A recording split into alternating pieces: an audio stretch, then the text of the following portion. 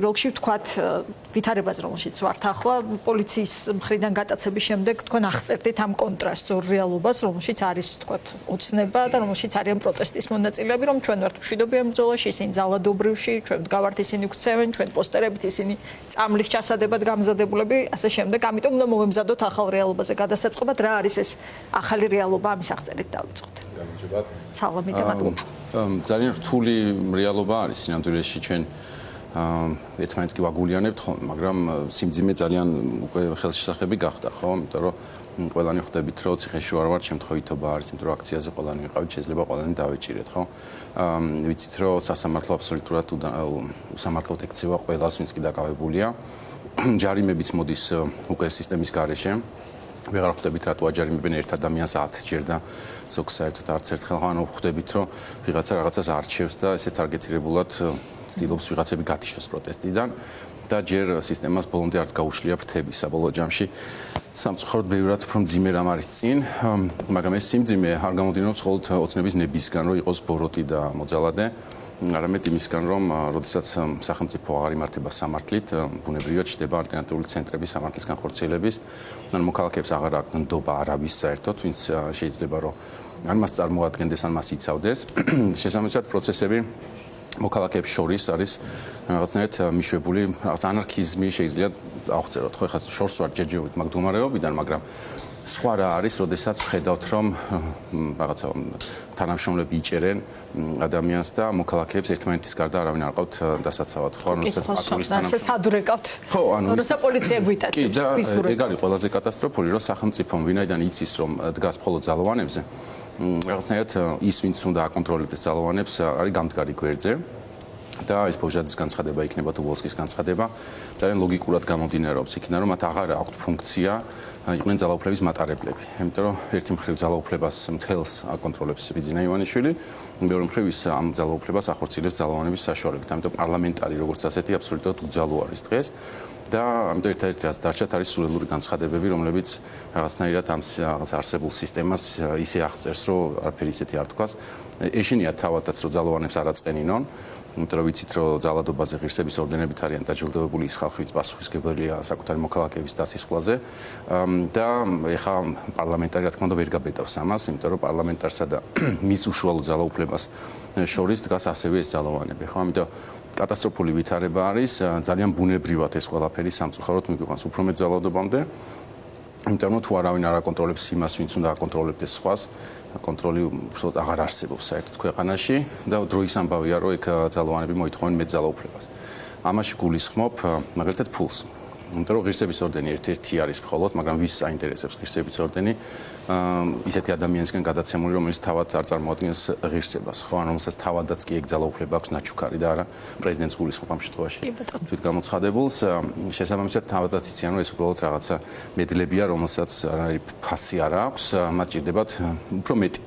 იმიტომ რომ სინამდვილეში ისე მოხდა მათთვის, რომ ძალოვანები დასანქცირდნენ, ანუ ის ვინც ძალადობს და ვის გამოც დასანქცირდნენ, ისინი ჯერჯერობით ხო ხელშეუხლები არიან. ანუ მაგალითად მე რო ვიყო ახლა სპეციალისტების რაზმის უფროსი, ვიკითხავდი მაგას, რომ რატომ არის პირობითად ბოჟაძე, რატომ არის ესე ლაღად, რატო შეუძლია წავიდეს სხვა ქვეყანაში, ფინანსები აწარმოოს, ბიზნესი ჰქონდეს და მე ამ დროს უნდა ვიყო დასანქცირებული, მაშინ როდესაც მე იმის გამო დასანქცირდი, რომ მას ჰქონდეს ეს ძალაუფლება, ხო?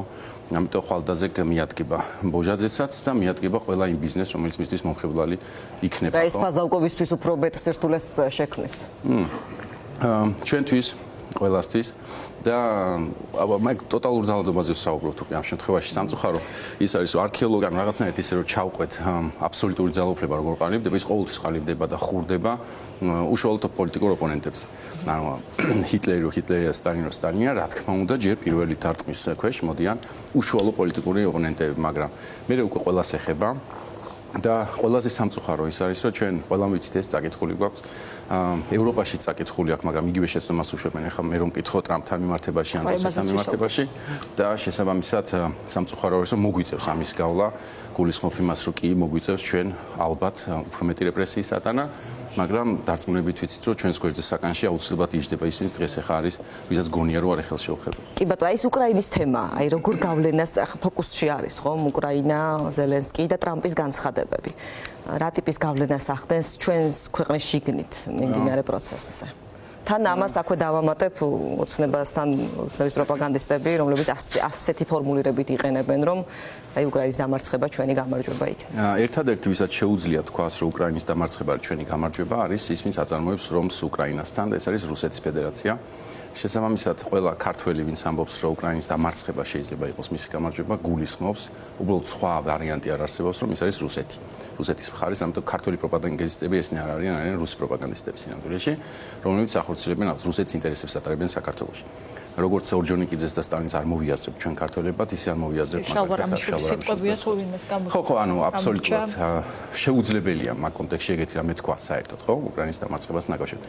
ანუ ჰეროიკულ რაღაც აღთხოვანებას რო თავი დავანებოთ, რასაც უკრაინელები უბრალოდ ადამიანურად უნდა გაგიჟდე ამ გამბედაობას და გმირობას უყურებ, როცა უყურებ, ისე როგორც ჩვენი აქციის მონაწილეების და ბატონი თემური ახსენეთ და სხვების, რომლებიც სიცოცხლეს წირავენ იმისთვის, რომ ქვეყანა უკეთეს მდგომარეობაში იყოს.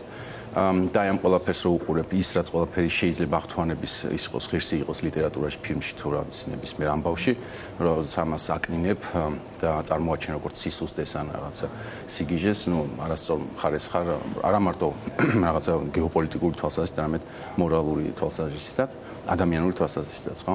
მაგრამ უკრაინამ ჩვენს დაგვანახა და ჩვენ უკრაინას უყურებთ არა პირველი წელი, ხო? ეხა უკვე თავიდანვე ჩვენ უყურებდით უკრაინას, ჩვენ რაღაც პოლიტიკურად მაგ მოლდოვასთან ერთად ვიყავით ტრიო, ამიტომ რა თქმა უნდა ნებისმიერი მოვლენა ჩვენთან ან იქ ახდენდა გავლენას ერთმანეთზე, მაგრამ ომის შემდეგ რა თქმა უნდა შეგვეშინდა ყველას, მაგრამ უკრაინას როცა უყურებ, მე ფიქრობ, რომ როგორ უნდა გეშინოდეს, როდესაც ისინი ესე მაგრად განან და 2 წლის განმავლობაში რაღაცნაირად გადავიტანეთ ეს. ეხლა მეორჯერ შეგვეშინდა სინამდვილეში, ტრამპის განცხადებები იყო შოკის მომგვრელი, მაგრამ მოლაპარაკება იქნება ეს თუ ზოგადად დაჩაგვრას ყავს ორი მხარე რა და ჩვენ პირველ წელს დავინახეთ, რომ რუსეთმა ვერ შეძლო უკრაინის დაჩაგვრა, იმიტომ რომ დაჩაგვრა დამოკიდებულია ამ ჩაგვრის აღიარებაზე სინამდვილეში, სანამ არ აღიარებ ამ ჩაგვრას, შენ ხარ მოგებული, ხო? არ ვიცი ისე რაღაც ფილმებიდან უნდა ვილაპარაკო, მაგრამ ეგრე არის რა, ანუ ჩვენ თუ რამეს არ ვიცი ბრძოლა დიდგორის გარდა მგონი ისეთი არ არსებობს, რომელზეც თავაწეული ვიტყვით, რომ ეს იყო რაღაც მოვიგეთ ისეთი უპირატესობით, რომ რაღაც ხო, ანუ ძირითადად არის ხომ რომ ავჯანყდით და წავაგეთ, მაგრამ 24 წლის აჯანყება იქნება თუ ნებისმიერი სხვა, სიამაყით მოიხსენებთ რატომ? იმიტომ რომ ეგ იყო ნების გამოხატულება, რომ ჩვენ უბრალოდ არ ვეგუებით იმას, რომ ჩვენ ვართ ოკუპირებულები და სანამ არ ეგუები, ოკუპაცია არ არსებობს რა. და შესაბამისად უკრაინას არ წაუგია რუსეთთან და ეხა რეალურადაც არ წაუგია, მაგრამ აი პირველ დღეებშიც, როცა რუსეთმა თქვა რომ მაშინ დაგჭაგრა, უკრაინამ თქვა რომ არ. ეხა ზელენსკი იგივე საკეთებს ზოგადად ამერიკასთან მიმართებაში და როგორც პირველ 22-ში ხო, როდესაც პირველი ტყვია გავარდა, ამ გაბედულებამ უკრაინას მოუტანა მეტი პარტნიორი, იმიტომ რომ აღფრთოვანება იყო მსოფლიო მასშტაბის. ეხა ამ გაბედულებამ, რაც ზელენსკიმ გამოიჩინა, როცა არ დათანხმდა პირველივე შემოთავაზებას ტრამპის, თუმცა ჯერ მოლაპარაკება კიდე წინ არის, ამიტომ ნაადრევი არ არის საუბარი, მაგრამ უცებ ხედავთ, რომ ევროპის პრეზიდენტები ერთიანდებიან მის გარშემო და არა მხოლოდ, ხო, ერდოღანს შეხვდა ცოტა ხნის წინ და ასე შემდეგ. ამიტომ შეროცა ბრძოლას არ წყვეთ, აუცილებლად ვიღაცა გვერდში დაგიდგება და აი ეს რწმენა არის, რაც უკრაინას გააჩნია, ხო? ამიტომ ჩვენც როგორც ქართული საზოგადოება ერთი მხრივ ძალიან ისევ შევგულიანდით ამ უკრაინის გაბედულებით, მაგრამ იმასაც ხვდებით, რომ უკრაინაში როგორც არ უნდა გადაწყდეს, ჩვენი გასაკეთებელი მაინც გვაქვს, იმიტომ რომ უკრაინა მაგას გვაჩვენებს, რომ როგორც არ უნდა გადაწყდეს რუსეთში, თქვათ ამერიკაში ან სხვაგან ბრუსელში, ისინი მაინც თავის გასაკეთებელს გააკეთებენ და იმაში მათში გულისხმობ მთავრობას და მოქალაქეებს. ჩვენ სამწუხაროდ ეხა ერთ-ერთზე ვართ, მთავრობა არ აყავს ფაქტიურად და ჩვენ მოქალაქეებს რაღაცები გვაქვს გასაკეთებ. არ არის საყრდენი და მამოძრავებელი ამ პროტესტის, ამ დიდ турბულენტობაში, იმ ფონზე, როცა ვამბობთ, რომ უფრო მძიმე რეპრესიები წინ არის, ამ კრიზისის პიკიც წინ არის. ძნელი არის, ანუ იმიტომ რომ აქ შეკითხვა უკვე იმედს ეხება, ანუ რა გვაძლევს იმედს, ხო? რატომ არ ვიშლებით? ვერ ვიშლებთ. რა ვიცი, ხო, გამოთქმა იმედი არ მოგიშალოთ ღმერთმა, ხო? ანუ ბოლოს ხდება რაღაცები არის, მაგრამ უბრალოდ დაშლის ადგილი არ არსებობს. ანუ სახლიდან უნდა დავიშალოთ, სახლში ვარ ჩვენ და რუსეთი არ არის ჩვენთან სახლში და ეხლა გვეუბნება რომ ჩვენ სახლში არ უნდა ვიყოთ ჩვენი პატრონები, ხო? ანუ ჩვენ რაღაცა კანონები უნდა მივიღოთ როგორც მათ უნდათ, ან საწავიდეთ, ხო? რაღაცნაირად გადავწყვიტეთ. არჩევნებამდე არ იყო ესეთი განწყობები, არჩევნებამდე მაინც ბევრს გამომისმენია. არც არჩევნების შემდეგ. რასთან დაკავშირებით? მოკლე პერიოდში. 28 ნოემბრამდე ხო, ანუ უკვე ისე იყო, რომ აი ვახერხებთ, ვერ ვახერხებთ, მაგრამ ხო არ წავიდეთ მართლა, იმიტომ რომ ამ ქვეყნისგან არაფერი არ გამოვა და აი რაღაცნაირად ამ ჩვენმა ბრძოლამ უკვე დაგვანახა, რომ არც წასვლას არ ვაპირებთ, ჩვენ მივიღეთ ბრძოლა, რომელზეც გვეგონა, რომ არ მივიღებდით და მათაც ეგონათ, რომ არ მივიღებდით, ჩვენ გვაშინებდნენ აღარ ავღანეთის მაგალითით, რომ აი გაიქცევით და ასე შემდეგ, მაგრამ რა ვიცი, აი ეს ხალხი, რომელიც დღეს ციხეშია, რომელიც უშუალოდ რეპრესიების მსხვერპლი არის, დღეს უფრო დაიჩაგრა იდეაში, მათი შემართება გვაჩვენებს, რომ არავინ წასვლას არ აპირებს და მით უმეტეს ჩვენ ვეღარსად ვეღარ წავალთ, ხო? 25 თებერვალს ვაჩვენებთ ამას კიდევ ერთხელ. სიმბოლურ თარიღს. 25-ში ერთი ნიუანსი მინდა ბარემ უცებ ძალიან კი 25 და ჩვენ დიდი მადლობა ყველას პირველ რიგში ვინც ოცნება შემოხაზდა დღეს აქციებზე დგას და დიდ აქციებზე მაინც მონაწილეობს იმიტომ რომ არის რაღაცა სიმბოლოები რომლებიც გვეხება ყველას როგორც ყველა მოქალაქეს და არა მხოლოდ რაღაც ოპოზიციას ამორჩეველს ან ასე შემდეგ 25 თებერვალს ჩვენ ნორმალურ სახელმწიფოში ცხოვრობდით 25 თებერვალს ვიქნებოდით მთელი 3 მილიონი ხალხი ქუჩაში то ნებისმიერ ქალაქში ხო იმიტომ რომ ეს არის ჩვენი ერთ-ერთი ყველაზე დრამატული თარიღი ისტორიაში ოკუპაციის დღე და ამ საგარეო კონტექსტში და ამ რეალურ პოლიტიკურ ვითარებაში ჩვენი ვალდებულება არის რომ ეს დღე რაღაცნაირად აღმოჩნდეს. ამიტომ მინდა მოუწოდო არა მხოლოდ იმ ხალხს ვინც არ სიმპათიზირებს ოპოზიციას, არამედ ვისაც გონია რომ მის ხმას, მის გამოსვლას ექნება რაღაცა ბიძგი თავად ოცნების გადაწყვეტილებაზე, იმიტომ რომ ჩვენ ამისთვის ვიხდის რომ მან შეიცვალოს თავისი პოზიცია და სამწუხაროდ მათი მხარდამჭერების ან ირიბი მხარდაჭერების ან დუმარეების გარშე ეს არ გამოგდის ძალიან კარგად. კი ბატონო 25-მდე კიდევ ბევრჯერ ვილაპარაკებთ ამ აქციაზე. დიდი მადლობა.